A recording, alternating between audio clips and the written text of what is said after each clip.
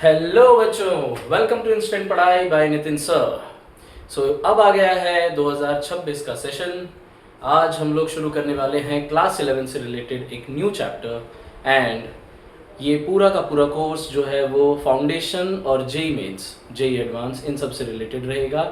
और इन्हीं दोनों चीज़ों को हम लोग पहले फाउंडेशन स्टोन प्रिपेयर करेंगे for class 11 specifically with the chapters called motion in one dimension. And उसी के साथ साथ में और भी सारे क्लासेस के लेक्चर अब आपको ऑनलाइन अवेलेबल करवा दिए जाएंगे। धीरे धीरे करके वो सारे लेक्चर्स भी अपलोड होंगे और हम लोग इसी तरीके से अपने एजुकेशन की जर्नी को, अपनी पढ़ाई की जर्नी को इसी तरीके से कंटिन्यू करेंगे। आज जो हम लोग टॉपिक डिस्कस करना चाहते हैं उससे पहले एक इंट्रोडक्टरी बात मैं बताना चाहता हूँ। जो भी बच्चे अभी साइंस स्ट्रीम क्लास 11 में ज्वाइन किए हुए हैं, जो शुरू किए हैं 2026 से अपनी जर्नी को, सो उन लोगों के लिए एक बहुत ही इम्पॉर्टेंट बात ये है कि वो अपने बेसिक्स को सुधारने के लिए इस क्लास का महत्वपूर्ण इस्तेमाल कर सकते हैं। उनके लिए काफ़ी ज़्यादा इम्पॉर्टेंट क्लास होगी ये। आज के सेशन में जो चीज़ हम लोग पढ़ने वाले हैं उन सब चीज़ों के बारे में एक ब्रीफ दे देता हूँ आपको, ठीक है। आज का हमारा जो टॉपिक है वो टॉपिक है मोशन इन वन डायमेंशन। अब क्लास 10 की बात अगर करूं, क्लास 10 और क्लास 9 ये दोनों हमेशा से एक फाउंडेशन पिलर रहते हैं, फाउंडेशन पिलर होते हैं फॉर क्लास 11, फॉर क्लास 11। अगर कोई भी साइंस स्ट्रीम में बच्चा जाना चाहता है तो वो कोशिश करता है हमेशा कि वो किस फील्ड में उसके बेसिक्स जो हों, एटलीस्ट क्लास 10 और क्लास 9 के इनके बेसिक्स एटलीस्ट उनके क्लियर होने चाहिए। ओके, सो इन बेसिक्स को समझते हुए हम लोग सबसे पहले यही समझेंगे कि what we understand about motion. हमारा हमेशा से एक ही ऑब्जेक्टिव हुआ है कि जब कभी भी पढ़ाई शुरू करें आप चैप्टर से रिलेटेड जो डाउट्स हैं उसको पहले क्लियर करें। मोशन इन वन डायमेंशन में दो कीवर्ड्स ऐसे हैं जो इस पर्टिकुलर टाइम में आप लोगों को कम पता होता है, जिसमें सबसे पहला जो सेक्शन है वो है मोशन, जो बहुत ही फाउंडेशन इंस्टीट्यूट में पढ़ाया जाता है, फाउंडेशन इंस्टीट्यूट में उसकी काम करवाई जाती हैं। एंड उसके बाद आता है डायमेंशन का सेक्शन। डायमेंशन कैसे वर्क करता है, what you understand by specifically called dimension, dimension होता क्या है, कितने तरीके के डायमेंशंस होते हैं, स्पेस डायमेंशंस और इन सब चीज़ों का जो भी क्राइटेरिया है उन लोगों को कैसे हम रिलेट कर सकते हैं, वो सब इसमें आज हम पढ़ने की कोशिश करेंगे।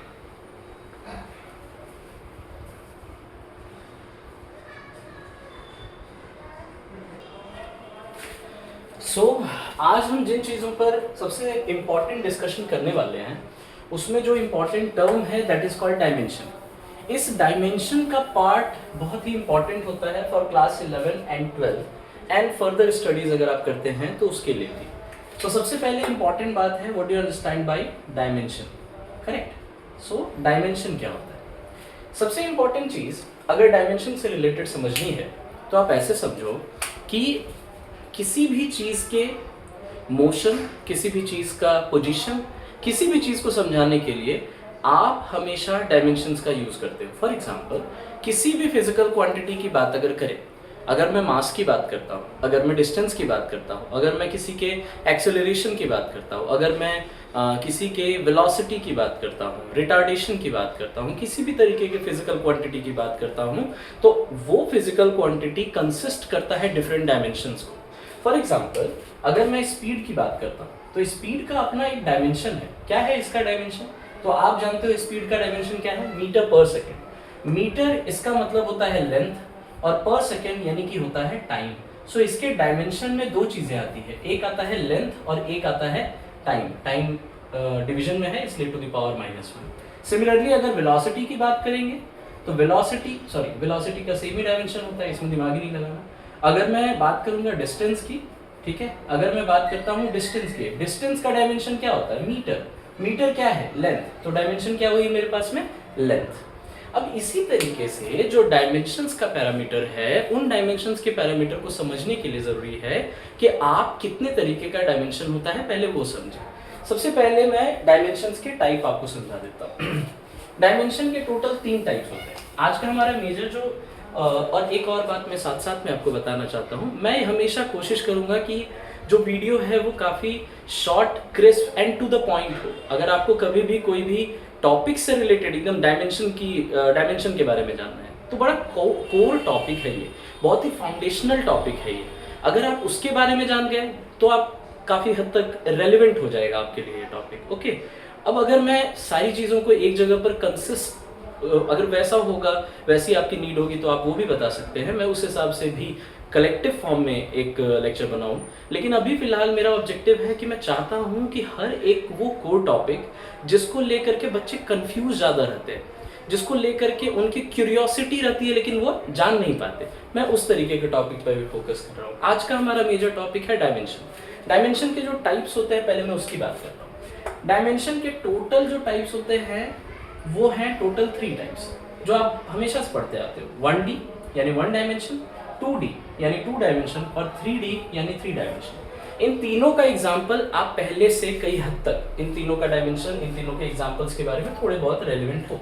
अगर 1 डायमेंशन की बात की जाए तो any kind of line segment, ठीक है, any kind of line segment, इन दोनों चीज़ों को हम लोग क्या कहेंगे, इन दोनों चीज़ों को हम क्या कहेंगे, तो हम लोग इसको कहेंगे 1D यानी कि 1 डायमेंशन। इसको हम लोग क्या कहेंगे, 1 डायमेंशन, करेक्ट। नाउ अगर 2D की बात की जाएगी 2D की बात अगर करेंगे तो इसमें हमेशा हम लोगों के पास में कोई भी प्लेन आ जाएगा। प्लेन क्या होता है मैं वो भी थोड़ी देर में क्लियर करूंगा।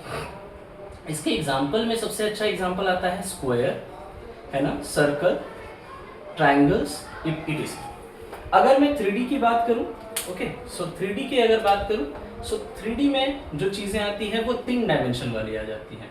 फॉर एग्जाम्पल 3D में आ जाता है क्यूबॉइड, ठीक है, क्यूब। किसी भी चीज़ का वॉल्यूमेट्रिक अगर है तो वॉल्यूमेट्रिक जितने भी सब्सटेंसेज हैं उन सबको आप 3D में डाल सकते हो। सो वॉल्यूमेट्रिक सब्सटेंसेज जितने भी होंगे वो सारे के सारे 3D में आएंगे। अब इन सब चीज़ों को थोड़ा सा फिजिक्स के टर्म में समझने की कोशिश करते हैं। फिजिक्स के टर्म में क्यों बोल रहा हूँ मैं, अगर लाइन की बात करूँ, so line can be denoted in terms of only a single line called single line. मतलब अगर मैं एक्स और वाई एक्सिस, जो कि अभी आपने कोऑर्डिनेट में पढ़ा भी होगा, एक्स और वाई एक्सिस के बारे में पढ़ा होगा, सो उसकी बात अगर स्पेसिफिकली करूँ तो this is only x axis, correct, this is only x axis.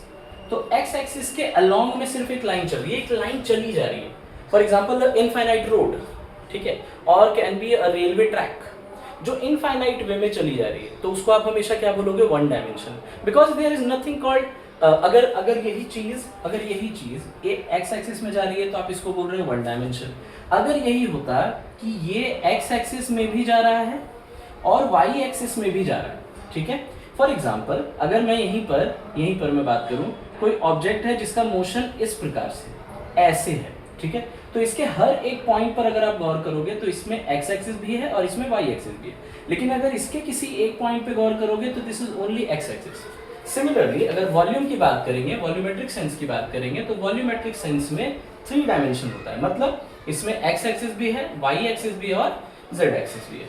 ये तीनों चीजों को आपको थोड़ा सा कॉन्फ़िगर करके रखना है, याद रखना है, ओके। सो नाउ इसको समझते कैसे हैं डायमेंशन को, और अगर फिजिक्स के फॉर्म में कहा जाए, एक एक्सिस एक्स एक्सिस के अलोंग अगर कोई डायमेंशन है तो उसको डिनोट करते हैं हम लोग आई कैप से। किससे डिनोट करते हैं, आई कैप से। मतलब आपने फिजिक्स में फिजिकल क्वांटिटीज से रिलेटेड टर्म पढ़ा होगा। फिजिकल क्वांटिटी से मेरा मतलब क्या है, कोई भी ऐसी क्वांटिटी जिसमें किसी तरीके का मैग्नीट्यूड, किसी तरीके का डायरेक्शन हो। मैग्नीट्यूड और डायरेक्शन का थोड़ा सा मैं एक्सप्लेनेशन दे देता हूँ। मैग्नीट्यूड का मतलब होता है, जैसे for example my height is 5 feet 8 inch, okay. So if you want to understand कि मैग्नीट्यूड क्या होता है, तो मैग्नीट्यूड बेसिकली 5 foot 8 inch है। So 5 and 8 are magnitude term, but the feet is called dimension, ठीक है।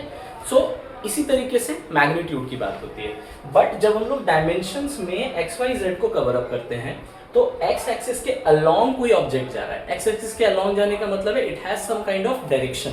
इफ वी शो, अगर हम लिखते हैं 5 i कैप, फॉर एग्जांपल मैं यहाँ एग्जांपल दे रहा हूँ कि अगर मैं लिखता हूँ 5 i कैप, 5 आई कैप जो है वो अपने आप में एक वेक्टर क्वांटिटी है जो कि आपको डायमेंशन भी बता रहा है और मैग्नीट्यूड भी बता रहा है। कैसे समझाता हूँ। सो इसमें मैग्नीट्यूड की बात अगर की जाए तो 5 इज द मैग्नीट्यूड फैक्टर, लेकिन आई कैप जो होता है वो होता है vector, unit vector along x axis. अब डायमेंशन के फॉर्म में कैसे समझेंगे सर इसको, क्योंकि ये एक ही एक्सिस में जब जा रहा है तो उसको हम लोग डिनोट करते हैं, x एक्सिस में जा रहा है तो उसको आई कैप से, इसी तरीके से x एक्सिस में जा रहा है तो आई कैप, y एक्सिस में जा रहा है तो उसको बोलते हैं j कैप। y एक्सिस में क्या बोलते हैं, इसमें आई कैप और j कैप दोनों आता है, और इसमें सिर्फ और सिर्फ आई कैप आता है, और last but not the least इसमें आई कैप, j कैप और k कैप तीनों आता है।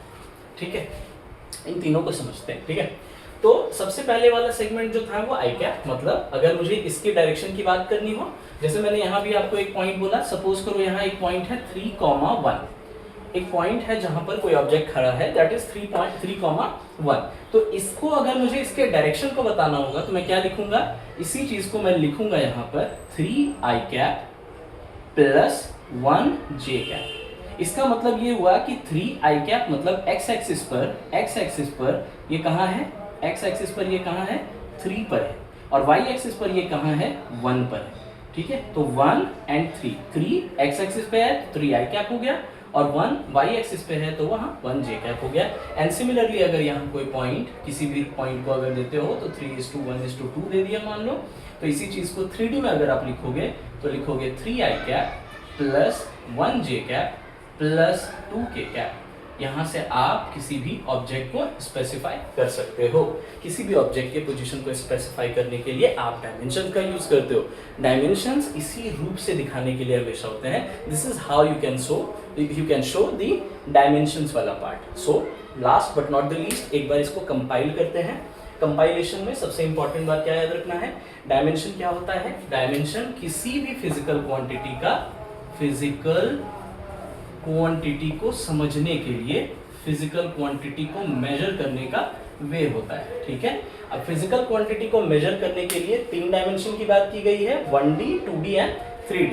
1D मतलब लाइन या लाइन सेगमेंट, 2D मतलब प्लेन, और 3D मतलब क्यूब, क्यूबॉइड और any kind of volumetric substance. We are also 3D form. Okay, तो ये बात भी याद रखनी है। लाइन सेगमेंट की बात करें तो it is only along x axis, and plane की बात करें तो एक्स एंड वाई दोनों आ जाएगा, और क्यूब की या क्यूबॉइड की बात करेंगे तो उसमें एक्स वाई जेड तीनों आएगा।